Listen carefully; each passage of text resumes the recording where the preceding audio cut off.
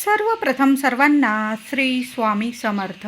स्वामी महाराजांच्या कृपेने तुमच्या सर्व चांगल्या इच्छा पूर्ण होत ही स्वामींचरणी प्रार्थना करते आणि आजच्या व्हिडिओला सुरुवात करते. 25 जुलै 2026 शनिवार दिवशी देवशयनी आषाढी एकादशी आलेली आहे. सोन्यासारखा दिवस आहे. प्रत्येक महिन्यात 2 पंधरवाडे म्हणजेच पक्ष असतात. एक शुक्ल पक्ष आणि दुसरा कृष्ण पक्ष. या प्रत्येक पक्षातील 11व्या तिथीला एकादशी म्हणतात. या एकादशीपैकी आषाढ आणि कार्तिक महिन्यातील एकादशी विशेष महत्त्वाची मानली जाते. आषाढातील शुद्ध एकादशीस भगवान श्रीहरी विष्णू झोपी जातात, त्यामुळे या एकादशीला शयनी एकादशी असे म्हणतात. झोपी गेलेले भगवान श्रीहरी विष्णू कार्तिक महिन्यातील शुद्ध एकादशीला जागे होतात, त्यामुळे त्या एकादशीला प्रबोधिनी एकादशी असे म्हटले जाते. हे 4 महिने म्हणजे चातुर्मास होय. चातुर्मासात भगवान श्रीहरी विष्णू क्षीरसागरात शयन करतात असे समजले जाते. म्हणून या कालावधीत विवाह वगैरे हे विधी करणे वर्ज्य मानले जाते. आणि जेव्हा चातुर्मासानंतर कार्तिकी एकादशीला भगवान श्रीहरी विष्णू जागे होतात प्रबोधनी एकादशीला, त्यानंतर तुलसी विवाह प्रारंभ होतो आणि त्यानंतर आपल्या घरोघरी ज्या मुलामुलींचे विवाह असतात त्यांचे अगदी आनंदाने विवाह पार पडत असतात. चातुर्मास म्हणजे व्रत वैकल्यांचे हे महिने मानले जातात. बघा, यात आपण श्रावण महिन्याचे सोमवार शनिवार हे व्रत करत असतो. माता लक्ष्मीचे व्रत करत असतो. वैभव लक्ष्मी व्रत आपण करत असतो. सणवार या चातुर्मासात भरभरून आपण व्रत वैकल्य करत असतो. असा हा सुंदर चातुर्मास असतो. या महिन्यातून दिवसातून एक वेळेसच जेवण केले जाते. बऱ्याचशा ठिकाणी हा नियम आहे. महिला असतील पुरुष दादा एक वेळेस जेवण करतात. चातुर्मासमध्ये 4ही महिने एक वेळा जेवतात आणि एक वेळा उपवास करत असतात. रोज सकाळ संध्याकाळ तुळशी मातेची पूजा केली जाते. तुपाचा दिवा लावला जातो. यामुळे अखंड लक्ष्मी मातेची प्राप्ती होते. म्हणून बघा, या चातुर्मासात जेवढी सेवा होईल ना महिलांनो दादांनो, तेवढी सेवा जरूर करा. नाही जमलं ओम नमो भगवते वासुदेवाय नमः, पांडुरंग हरी वासुदेव हरी, जेवढा मंत्र जपता येईल तेवढा जरूर जपायचा आहे. सोन्यासारखं आपल्याला फळ मिळणार आहे. बघा, चातुर्मासात हे 4 महिने गोपज्ञ व्रत सुद्धा केले जाते. आपल्या देवघरासमोर रोज सकाळी रांगोळीने 33 गोपज्ञ काढावे. हे व्रत कार्तिक शुद्ध एकादशीपर्यंत केले जाते. म्हणजे आषाढी एकादशी ते कार्तिकी एकादशी असे 4 महिने गोपज्ञ व्रत केले जाते. रोज आपल्या देवघरासमोर सकाळी आंघोळीनंतर देवांची पूजा करून झाल्यानंतर रांगोळीने 33 गोपज्ञ काढावे. हळदी कुंकू वाहून पूजा करावी. हे व्रत कार्तिक शुद्ध एकादशीपर्यंत केले जाते. या चातुर्मासात रोज नित्य नियमाने शिवपिंडीवर अभिषेक जरूर करावा. घरच्या घरी करा किंवा मंदिरात जाऊन तुम्ही साध्या पाण्याने, स्वच्छ पाण्याने, दुधाने, पंचामृताने असा अभिषेक करावा. बघा, या चातुर्मासात भगवान श्रीहरी विष्णू झोपी जातात, तर या सृष्टीचा कारभार सांभाळत असतात ते म्हणजे महादेव शिवशंकरजी. तशी तर आपण आयुष्यभर सेवा करतो, पण या चातुर्मासात जेवढी सेवा होईल ना रोज नित्य नियम घरातल्या घरात किंवा मंदिरात जाऊन अवश्य करा. पाण्याने, दुधाने, पंचामृताने अभिषेक करा. या चातुर्मासामध्ये आपण श्रावणाचे सोमवार सुद्धा अगदी आनंदाने करत असतो. अगदी भावभक्तीने श्रद्धेने आपण प्रत्येक जण आपण श्रावणाचे सोमवार शनिवार करत असतो. तर या 4 महिन्यामध्ये रोज नित्य नेमाने घरात शिवपिंडी असेल किंवा मंदिर असेल घराजवळ, तिथं जाऊन देवांना अभिषेक जरूर करा. बेल फूल अर्पण करा. तर 25 जुलै 2026 शनिवार दिवशी आषाढी एकादशी आलेली आहे. बघा, लोक लांबून लांबून पायी दर्शनाला जातात. पंढरपूरला पायी दर्शनाला जातात. आपल्याकडून एवढं होत नसेल, आपण संसारिक व्यक्ती आहोत, लेकरा बाळांना सांभाळून नाही होत, तर आपण घरच्या घरी तर किंवा मंदिरात जाऊन तर सेवा करू शकतो. तर आता आषाढी एकादशीचा उपवास कसा करायचा, असं नाही की एकादशी आणि दुप्पट खाशी. जेवढा उपवास होईल ना, फराळाचं खाताना तुम्ही भगर खाऊ शकता, दूध, फळे, साबुदाणा, चहा अशा गोष्टी, असे पदार्थ खाऊ शकता, शेंगदाणे, ड्रायफ्रूट. पण एकादशीचा उपवास करताना अतिशय तिखट किंवा खारट, तेलकट असे पदार्थ टाळायचे आहे. यामुळे आपण जी सेवा करतो ना, आपलं मन एकाग्र राहत नाही. म्हणून जेवढं अगदी लाईट आहार घेता येईल ना तुम्हाला, तेवढा आहार, म्हणजे तुम्ही दूध घेऊ शकता, फळं घेऊ शकता. तुमची तब्येत जशी आहे ना तशा पद्धतीने उपवास करायचा आहे. कुणी निर्जला उपवास करतं, कुणी फळं खाऊन उपवास करतं, कुणी चहा, दूध वगैरे ड्रायफ्रूट घेऊन उपवास करत असतो. भगर, शेंगदाणे, साबुदाणा हे पदार्थ खाऊन सुद्धा तुम्ही उपवास करू शकता.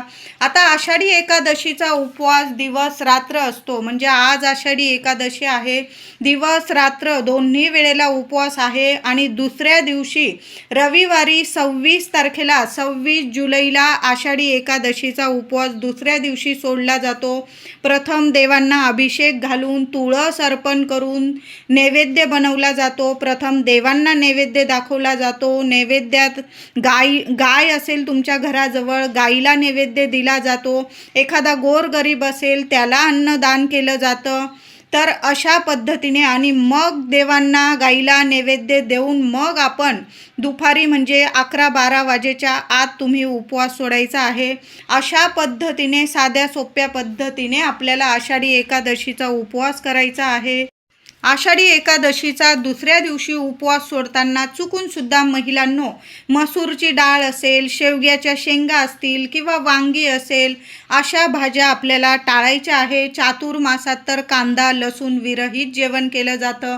पण एवढं नसेल तुम्ही पाळत तर मसूरची डाळ असेल किंवा अख्खा मसूर असेल, आषाढी एकादशीचा उपवास सोडताना हे पदार्थ टाळायचे आहे. शेवग्याच्या शेंगा असतील, वांगी असेल, हे पदार्थ तुम्ही टाळले तर अतिशय उत्तम. छान असा वरण भात, भाजी पोळी, साधी भाजी पोळी, वरण भात, शिरा किंवा काहीतरी गोडाचा पदार्थ असा बनवून देवांना, गाईला नैवेद्य दाखवा आणि मग उपवास सोडायचा आहे आपल्याला. आषाढी एकादशीला चिंच, जांभूळ, फणस ही फळं टाळायची आहे. त्याचबरोबर आषाढी एकादशीचा उपवास जी व्यक्ती करते किंवा नसेल करत तरी पण सर्वांनी काही नियमांचं पालन जरूर करायचं आहे. केस कापणे, नखे कापणे, आळशीप्रमाणे झोपून राहणे या गोष्टी तर अजिबात कोणी करू नका. दुपारी झोपणे, जरी तुम्ही रोज नित्यनियमाने दुपारी थोड्या वेळ झोपत असाल तरी पण आषाढी एकादशीला दुपारी झोपणं टाळायचं आहे.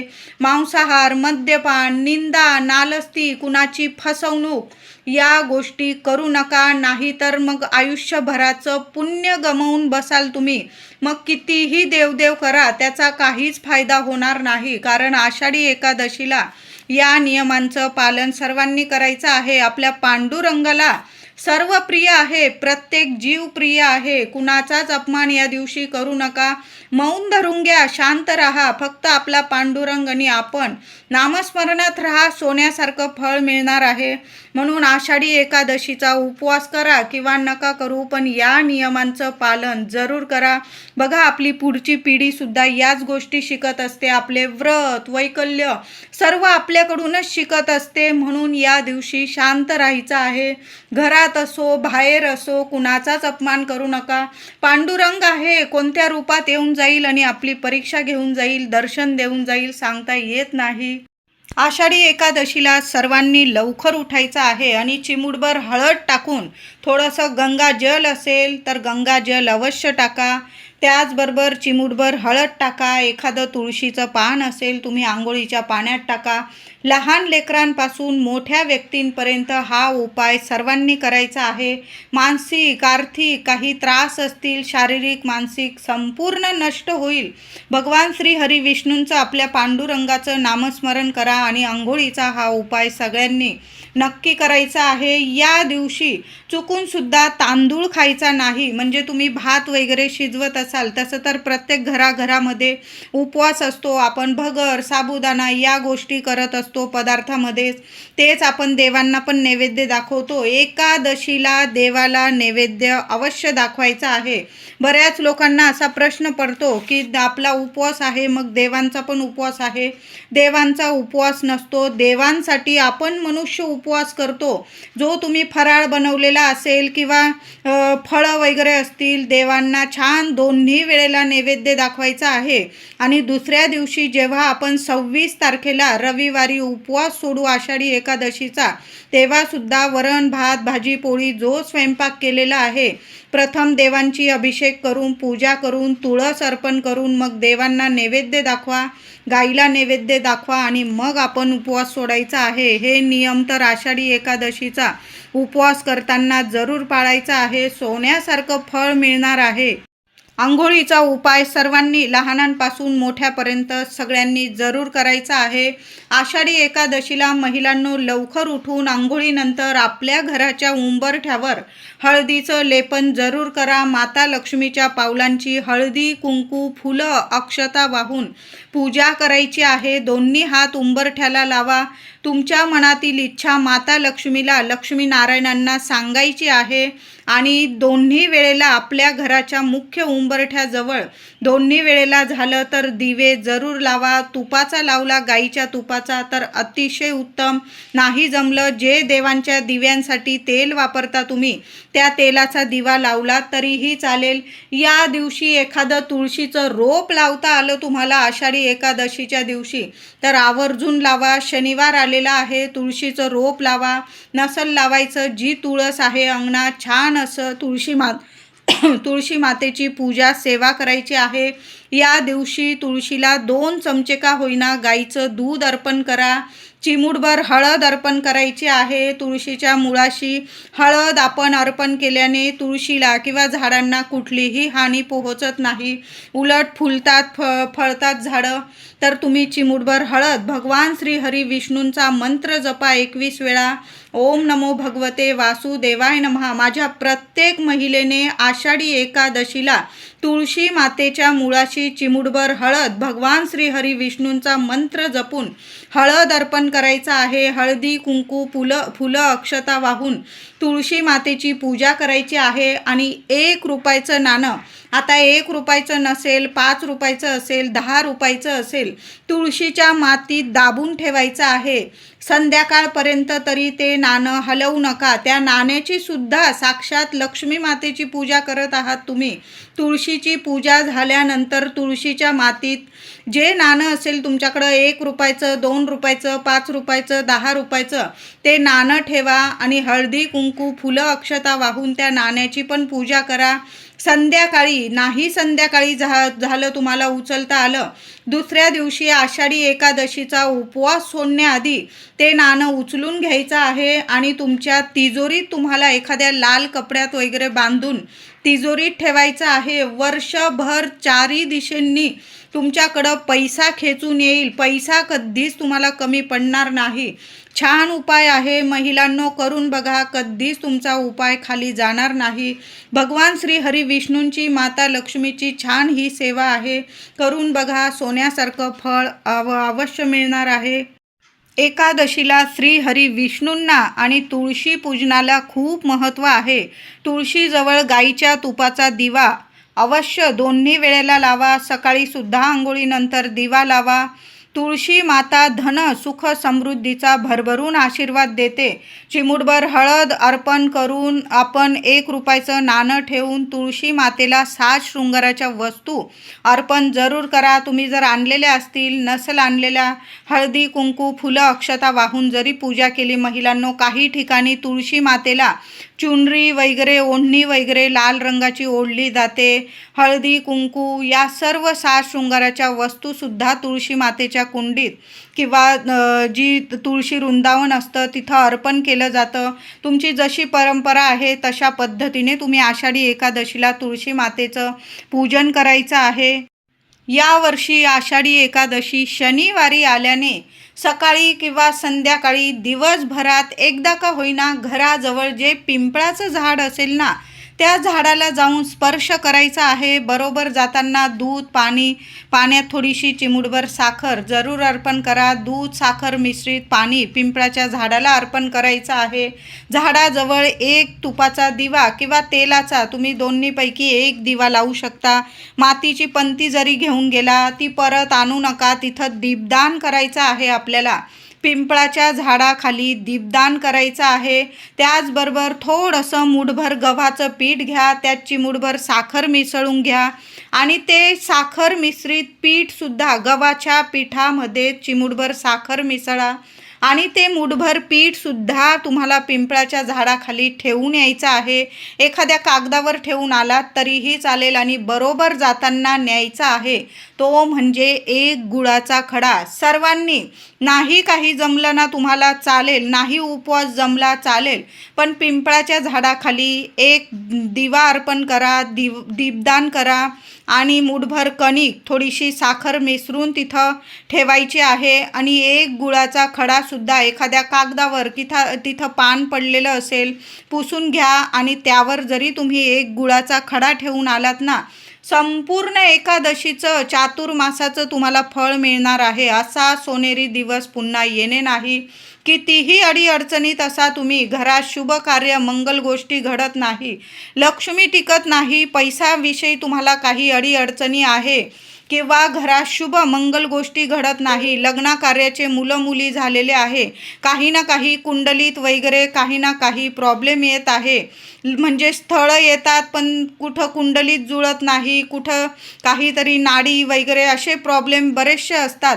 सर्व म्हणजे तुमचे ज्या काही अडीअडचणी आहेत त्या संपून जातील आणि तुम्हाला घर बसल्या चांगलं योग्य स्थळ येईल आणि लवकरात लवकर कार्तिकी एकादशीनंतर तुमच्या घरात शुभ मंगल कार्य घडून येईल. संतान प्राप्ती होत नसेल, मूल होण्यास काही अडचणी असतील किंवा मुलं आहेत पण मुलांचे शिक्षण, नोकरी, काही ना काही अडीअडचणी आहे, तर सर्व जगातलं कितीही मोठं संकट असो, तुम्ही आषाढी एकादशीला पिंपळ पूजन जरूर करा आणि एक दीपदान करा. एक गुळाचा खडा आणि मूठभर कणिक, साखर मिसळून तिथं जरूर ठेवण्या, नमस्कार करा. या दिवशी पिंपळाला स्पर्श सर्वांनी करा.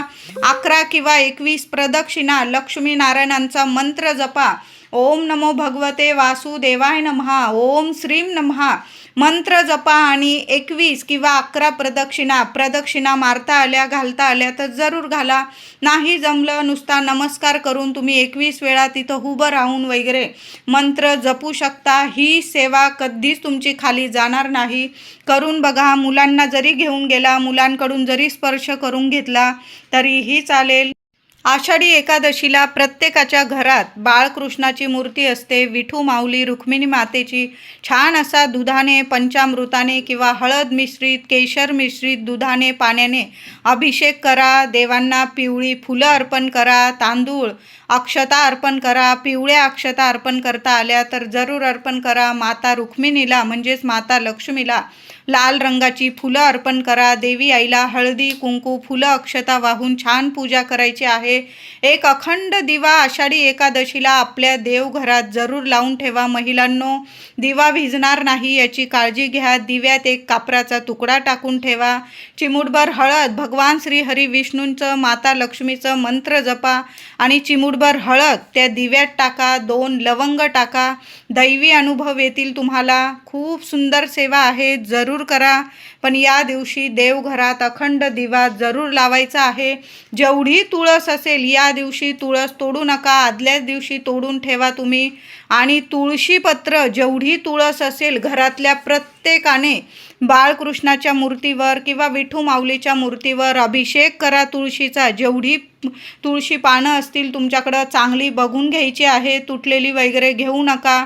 देवांना विष्णू सहस्त्रनामावली पठण करत करत तुम्हाला तुळशीचा अभिषेक करायचा आहे. नाही जमलं, ओम नमो भगवते वासुदेवाय नमः किंवा पांडुरंग हरी वासुदेव हरी या मंत्राचा जप करा आणि देवांना जेवढी तुळस असेल तेवढी सर्वांनी, लेकरांकडून सुद्धा देवांना तुळस अर्पण करून घ्यायची आहे. आषाढी एकादशीला एखादी गाय दिसली तुम्हाला तर या दिवशी सुद्धा आणि दुसऱ्या दिवशी आपण जेव्हा आषाढी एकादशीचा उपवास सोडून दोन्ही दिवस गाईला ताजी चपाती तूप गूळ लावून जरूर खाऊ घालायचे आहे. चांगले अनुभव येतील. या चातुर्मासात रोज झालं तुम्हाला तर 108 ओव्यांचं एक स्तोत्र जरूर पठण करा. सकाळी किंवा संध्याकाळी देवघरात तुपाचा दिवा लावा.